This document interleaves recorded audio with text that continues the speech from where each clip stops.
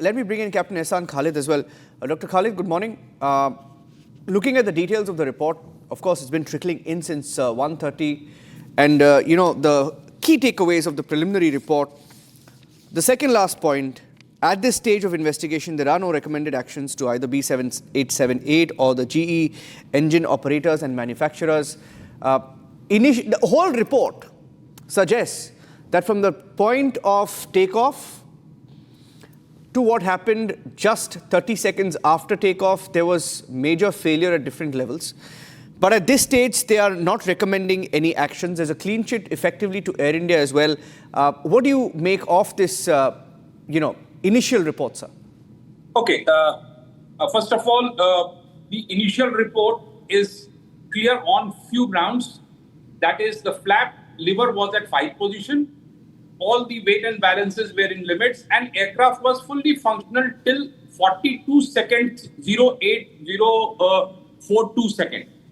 At 3.9, they rotated, they got the right speed, they got airborne. So 3 seconds after getting airborne, both the engines, 1 and thereafter 2, they failed.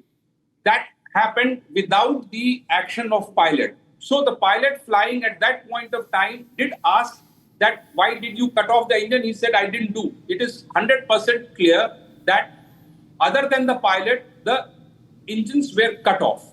So from 8:42 onwards till 8:52, that is 10 seconds in the initial inertia climb out period, both the engines were cut off, and at 8:52 and 8:56, the power to relight was put on, but they did not, and it is another about 11 seconds the aircraft would go on to make an impact. So that is hardly a time for any engine to recover.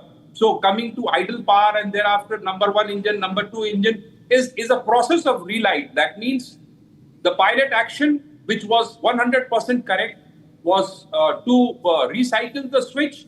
The switch position in the report is showing to the run position. Okay, that means the cycling has been done, and that is probably what has been recorded. Okay, so here it is a very clear-cut case that both the engines shut down without the input of pilots. What is really confusing in the AIP report is talking about fuel switches move. That I don't think is right way to interpret. At 0842, the fuel switch cut off. There are two things that you must understand. There is a switch which is on or off. When it is on, then the fuel is coming into the engine. That is the position of the valve.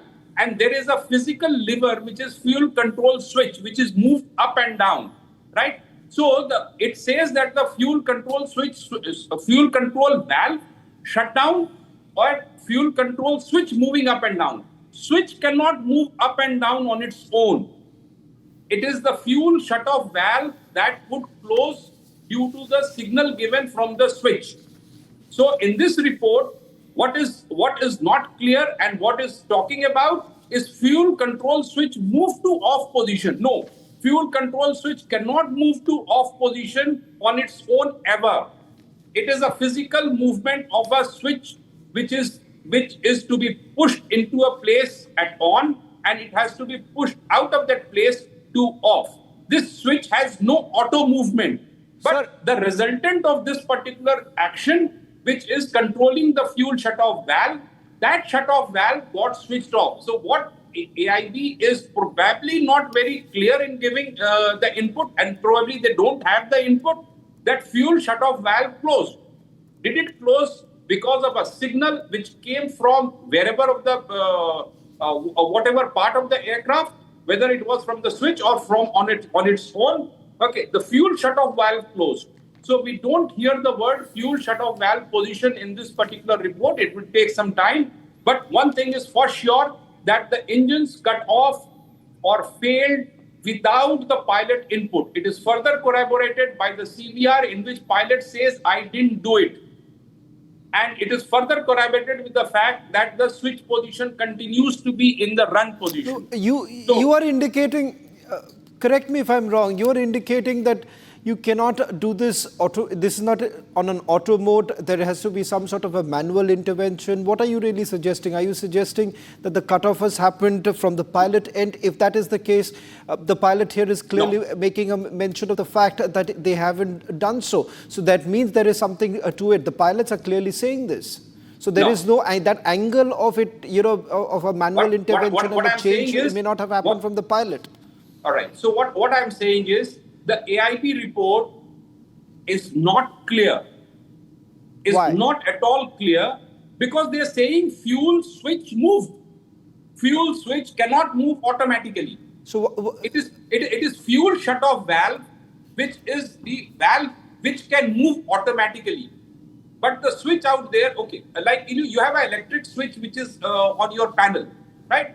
That switch is in the on position and you have a bulb. The bulb goes off. It can go off when I push the switch off, or it can go off because there was a power failure, right? So the bulb going off cannot be spoken as if the switch was put off. Here the AIP report is saying that the fuel switch was from run to cutoff. Run means it is on and cutoff means it is off. Okay. Under no circumstances the switch can be moved from run to off.